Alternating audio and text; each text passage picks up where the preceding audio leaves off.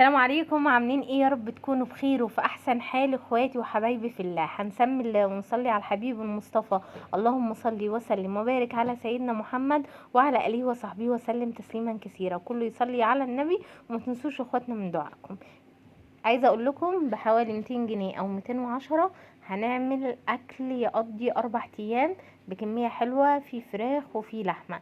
ازاي يا بسمه؟ تعالوا والفيديو يكدب ايه يكدبنا ولا يصدقنا. يلا نشوف. زي ما انتم شايفين كده، هجيب كيلو اجنحه ب70، وهجيب كيلو قوانص ب70، وهجيب ب70 جنيه ربع كيلو لحمه مفرومه مجمده يا جماعه، مش طازه طبعا. تمام. الكيلو المجمد دلوقتي من 250 مطالع بقى الاسعار. انا هجيب ربع كيلو زي ما قلت، هنقول 70 ربع لحمه مفرومه، 70 كيلو قوانص، و70 كيلو اجنحه. تمام. على بعض التلاتة كده زي ما بيقولوا، بمجمل الاسعار وفرق الاسعار التلاتة يشيلوا بعض كده، ايه، 70 و70، 140 و70، 210. تمام. هنعمل ايه؟ اول حاجة هجيب اللحمة المفرومة، هفرم كوباية رز، هغسلها وانشفها يا جماعة، وبعدين اطحنها في الكبة كويس جدا. تمام. اهم حاجة اطحنها كويس جدا ونخلها بمصفى كده، ايه، وعندي هنا ايه، يعني حزمة بقدونس على عودين شبت، وممكن حزمة بقدونس بس عشان الخضرة غالية دلوقتي، مع 2 حبة بصل متوسط يا جماعة، مع التوابل اللي انا هستخدمها: ملح، رشة سكر، رشة بيكنج باودر، وعندي كمان كزبرة وفلفل اسمر ورشة كمون ورشة من السبع بهارات او بهار اللحمة. يبقى رشة 7 بهارات، رشة كمون، فلفل اسمر، كزبرة ناشفة، رشة سكر، ورشة بيكنج باودر، والملح بتاعنا. تمام. تقدري تتحكمي في الكمية بتاعت ملح على حسب ما انتي حابة. اول حاجة هفرم البصل مع الخضرة مع التوابل، وكمان فصين توم يا جماعة مع البصل، برضو هيدوا تيست حلو قوي. بعدين هنزل باللحمه المفرومه والتوابل، وعلى قد ما اقدر اطحنها ناعم. كل ما طحنتيها ناعم كل ما اديتلك نتيجه احلى. تمام كده. ده ربع كيلو اللحمه المفرومه بعد ما حطينا عليه الرز المطحون والتوابل اللي احنا قلنا: ملح وفلفل اسمر وكمون وكزبره ناشفه ورشه بيكنج باودر ورشه سكر يا جماعه. واللحمه فرمنا الاول الخضار كويس جدا، بعدين حطينا اللحمه والتوابل. هبتدي ان انا اصبعها وادهن ايدي شويه زيت.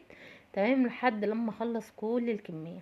ما تنسوش لايك للفيديو يا جماعه، ودعوه حلوه من قلبكم. ربنا يشفيني ويشفي كل مريض تحت في الكومنتات، ولكم بالمثل اضعاف مضاعفه. طبعا الوقت اللي احنا فيه صعب جدا، الام بتبقى معاها دروس وفي احيانا امهات عامله، فربنا بجد يعينها ويقويها. الفيديو ده حلو في ايه بقى؟ ان هو فكرته ان هو موفر يا جماعه، وفي اكل كويس الاولاد لما يجي من المدرسه نوعا ما في الغلا اللي احنا فيه ده هياكلوه. وكمان هيوفر عليك ان انت هتعمليه، هياخد معاكي ساعه مثلا او ساعه ونص، بس هيريحك كذا يوم. يعني انا الموضوع ده هطلع منه 4 اكلات وهشوفوهم دلوقتي. اول حاجه عملناها مع بعض اللي هو كفته الرز. تاني حاجة زي ما انتم شايفين كده، الأجنحة أنا بغسلها وبشيل الجزء اللي هو بيكون ايه، آم، مجمع الزفارة، يعني بشيله وبقسم الجناح على 2 زي ما انتم شايفين كده. غسلتها كويس اوي وشلت الجزء الأطراف اللي هي فيها الزفارة دي، وغسلتها كويس جدا. تمام. دي القوانص. انا عايزه اقول لكم ده مش كيلو كامل قوانص، يعني انا بصراحه، بس انا قلت كيلو في الفيديو. انا قايله له عايزه كيلو الا ربع، يعني مش كيلو كامل. انتي بقى حابه تجيبيه كيلو كامل براحتك. القوانص بعمل ايه؟ بشيل الكفر الاصفر اللي بيكون عليها، وطبعا اهم حاجه بتتغسل كويس جدا جدا جدا. والاجنحه بنشيل الجزء ده وبنقسمه على 2. هعمل ايه بقى في الاجنحه؟ همسك الاجنحه، هحط ميه على النار يا جماعه، وهبتدي ان انا ايه، اسلق الاجنحه بتاعتي، واحط لها ايه بقى، احط لها بصله صغيرة او ربع بصلاية، ورق لورو، حبهان، ملح، فلفل اسمر، واحدة قرنفل واحدة بس بالعدد، المطيبات اللي احنا بنعملها في الشوربة. تمام. هظبطها واعمل منها شوربة حلوة. وبحط توم، انا يعني بحط توم وبحط بصل وطماطم. طبعا الطماطم غالية فخليها طماطمية صغيرة او نص طماطمية، وممكن نستغنى عن الطماطم تماما. والتوابل زي ما انتم شايفين كده: ملح وورق لورو وواحدتين حبهان وفلفل اسمر. تمام. سبتها لحد لما استوت، والشوربه بتاعتها جميله جدا اهي زي ما انتم شايفين، بسم الله ما شاء الله. الشوربة عالمية يعني حلوة جدا. تمام. بالنسبة بقى للقوانص انا بسلقها برضو بس ساعة الاستخدام. تمام. هنا زي ما انتم شايفين كده وهي الاجنحة سخنة وبالشوربة بتاعتها. تمام. بنزلها في البقسماط.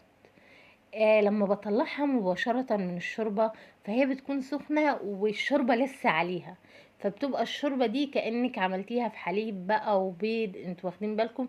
مش احنا لما بنكون عاملين فراخ او لحمة بعد ما بتتسلق بنشيلها في بولة وبعدين بنجيب بيض بقى او حليب ونحطها فيه؟ هي لما بتطلع من الشوربة على طول اوريدي البقسماط بتمسك عليها، فهي اول ما تطلع من الشوربة يا جماعة نطلعها ونعفرها بالبقسماط زي ما انتوا شايفين كده ونحطها على صينية او سرفيس مفرودة وتحطيها في الفريزر على طول علشان تتجمد معاكي وتمسك معاكي. تمام. اهي زي ما انتم شايفين كده هنحطها في الفريزر بعد ما تجمد وبعدين هبتدي ان انا ارصها في الطبق بتاعي. طبعا حلوة وعملية جدا. في ايه بقى؟ ادي الكفتة اهي بعد ما جمدت بحطها في طبق يا جماعة واحطها في الفريزر. ساعة ما استخدمها بسيبها تفك وبعدين بقليها. تمام. شيليها وهي نية، ما تشيليهاش وهي مقلية، الافضل ان هي تتشال نية وساعة الاستخدام تطلعيها تفك شوية يا جماعة. بعدين نبتدي ان احنا نقليها. طبعا انت لما بتجمدي الحاجة الاول، شايفين لما بجمدها واحطها فوق بعض مش هتلزق ولا تبقى كتلة واحدة. ليه؟ لان هي مرصوصة في الطبق وهي مجمدة. تمام. فبالنسبة لكفتة الرز عندك كذا خيار ممكن تعمليها على اللهم صل وسلم وبارك على سيدنا محمد عليه افضل الصلاة والسلام. ممكن تعمليها جنب رز حبة وحبة، ممكن تعمليها جنب رز ابيض اللي احنا بنعمل توم وطماطم بقى. عندك واحدة بطاطس ممكن تقطعيها عليها مكعبات فهتلاقي الكمية بتاعتها زادت وكمان هتبقى حلوة جدا. وهو ممكن تعملي جنبها رز ابيض او رز حبه وحبه. ده بالنسبه لايه؟ لكفته الرز. بالنسبه بقى للفراخ دي مكرونه وش جنبها مع طبق سلطه او شويه مخلل يا جماعه. ادي وجبه ليوم تاني حلوه وجميله وعالميه. بالنسبه بقى للقوانص عندك خيار من الاتنين. ممكن انا والله زي ما بكلمكم بعملها فعلا كده، ممكن تعمليها في طبيخ بالصلصه. طبيخ بالصلصة ازاي؟ يعني ممكن بزلة تبقى زي قطع اللحمة الحمراء، بتبقى حلوة جدا فيها. وممكن تسلقيها بس مع مطيبات كتير، يعني حتة قرنفل، حتة قرفة صغيرة خشب، بحيث ان انت الشوربة بتاعتها وهي نفسها مش هتلاقي فيها زفارة تماما، وتفرميها وبتتعامل معاملة اللحمة المفرومة. ممكن تعملي بيها مسقعة، ممكن تعملي بيها كوسة باللحمة المفرومة، بديل للحمة المفرومة. القوانص دي حلوة جدا. ممكن كمان تعملي بيها صينيه مكرونه، صينيه رقاق، جلاش، زي ما انتي حابه. تمام كده وجبه برضو في يوم تاني. وبالنسبه للشوربه اللي احنا سلقناها اللي هي بتاعت الاجنحه، يعني احنا الاجنحه يوم ما هنعملها مع مكرونه. تمام. وكفتة الرز مع رز والصوص الاحمر وبطاطساية هنقطعها مكعبات. والقوانص دي ممكن نفرمها ونعملها في صينية مكرونة بالبشاميل، او نفرمها ونعمل بيها خضار باللحمة المفرومة ومع رز، او نفرمها ونعمل بيها ايه؟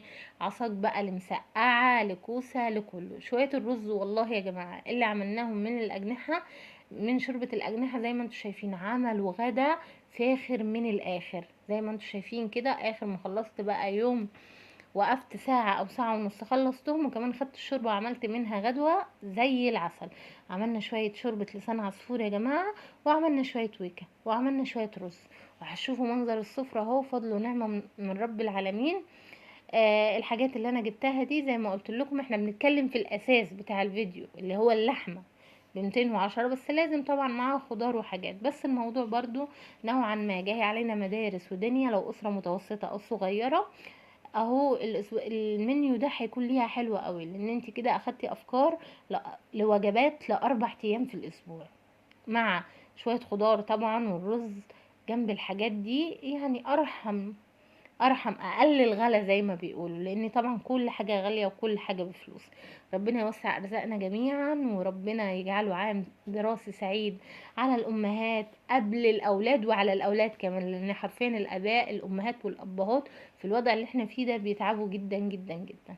ربنا يقويهم ويعينهم. وطلعنا مخلل ليمون زي ما انتم شايفين، شوية سفرة من شوية شوربة زي العسل.